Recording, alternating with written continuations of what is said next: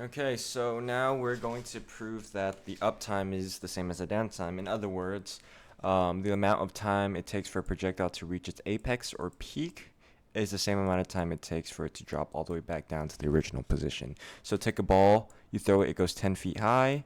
The amount for it to drop 10 feet is going to be the same amount of time.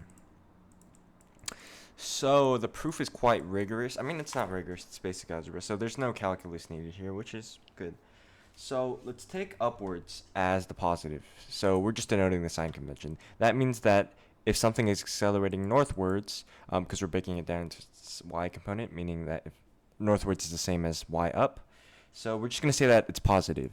So that would mean gravity is negative because gravity is a downwards force pulling it down. So since it's pulling it down, you're basically subtracting. So the gravity is going to be negative 9.8. So what we're going to do is if g is greater than 0, then ay, or the acceleration and the y component, is just going to be the same thing as negative g. Sorry, then we could, yeah. Well, it would be negative g because most textbooks denote g as positive for some reason, although it's a downwards force, and most times they'll denote the north. Anyways, the numerical constant of g is 9.81, so it'll be negative of that. So ay equals negative g, and g is going to be positive here because the negative of a positive makes it negative. So, or if you denote g as negative, then there will be no point of this. But we're just going to say it's positive and put a minus sign. Same thing, nothing really matters. All it's saying is that it's pulling it down with the force of gravity. So at t equals 0, the final position equals the initial position because the initial position starts at 0. You may set y0 equal to algebra. So all we're doing is truncating the scale. Let's just assume that even if we throw this ball on top of a building, we're just going to assume that it's 0 feet high. Or even if you're standing and holding the ball, technically if you're like 4 feet tall, or if you're 6 feet tall, you would be holding the ball around 4 to 5 feet, but we're just going to denote it as 0 regardless. And so the final position will also be 0 because it's falling back down. So the kinematics equation, as we know, is that the final velocity is equal to the initial velocity minus gt. And remember, the original kinematic formula was this, but a is equal to negative g here, so that's all we plugged it in for. Simple logic, so you don't get lost. So what we're going to do here is we're also going to use the other kinematic equation, which calculates the y the y component, or how, because remember, we can break down a movement into y and x. So we're measuring the y here, and we're simply using the acceleration formula, or the vt plus at squared divided by 2 formula here. So it's going to be the initial y position, which is 0, because we're just throwing it from a place that we denoted 0. The initial velocity, this is not void. This v0 just means the initial, kind of how like y0 means initial position, minus gt squared over 2. And again, it was plus at squared, but then a is negative g, so that's how we got there. So what we're going to do is apex means that the velocity y is equal to 0. Why? Because when we reach the final or highest position, it's not going any further.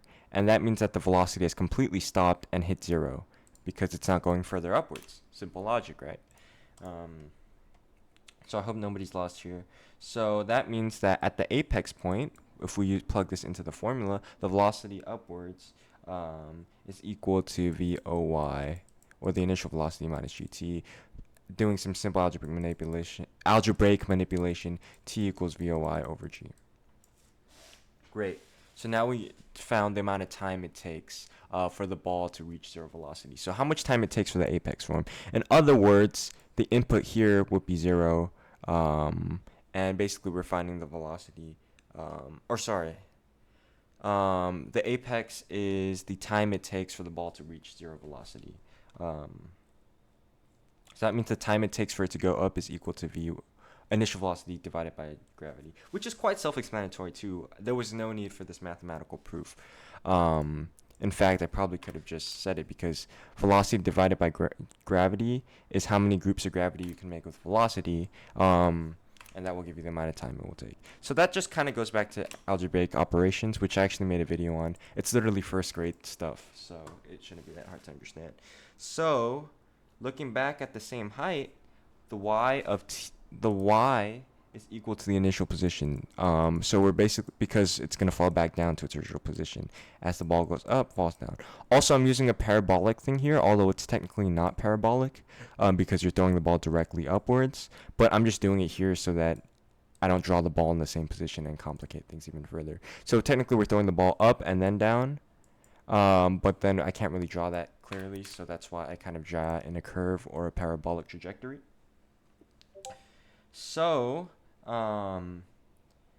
if we plug y is equal to y0, then we get the function. So remember y equals y0 plus voigt minus gt divided by 2 squared. Well, y is equal to v0 in the initial position, so we're calculating how long it'll take for the ball to fall back into its original positions, which give us 2 roots, because this is quite genius. That's like genius, like the math is just insane. Because to give you 2 points, because there's 2 points where the v0 will be 0. When you hold the ball, or right before you throw it, which is technically when time equals 0, because you haven't thrown it yet. And the other thing, which we'll get to later, but it's just genius how it works. Like, man, it's simple algebra too, and it's genius.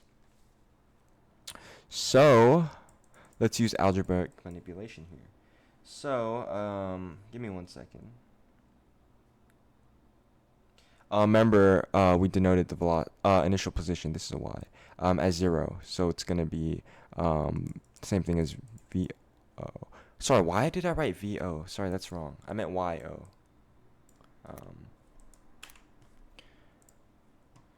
So that's going to be y0, which is the same as 0, so we'll just write it as 0, equals, and this is 0 as well, so we're just going to take that out of the equation.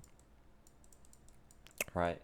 And we'll factor out the t here, so 0 equals t VOY, which is just one variable. It's not 3 multiplied, by the way. It's not 3 variables multiplied. V0 just means initial position of the y component. So gt squared over 2. So now, using the zero product property rule, t could be 0, which is right before you throw the ball. That's genius, because right before you throw the ball, you're at position y equals 0. And the other one is VOY minus GT squared over 2 has to also equal 0, because if this is 0, 0 squared is 0, making the whole thing 0. So that's the same exact thing as GT squared over 2 equals VOY. Algebra gives us t equals VOY G over square root.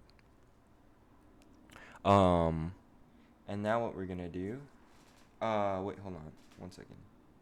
Why did I square root it? Oh, sorry. I factored out the t, so it should be 1 here. Because I'm looking at the proof right now, and it was off. So it shouldn't be t squared. So all it's going to do is be gt over 2 equals VOY. So t is equal to 2 VOY divided by g. So the time that it takes to equal down... So time down plus time up should give us the total time.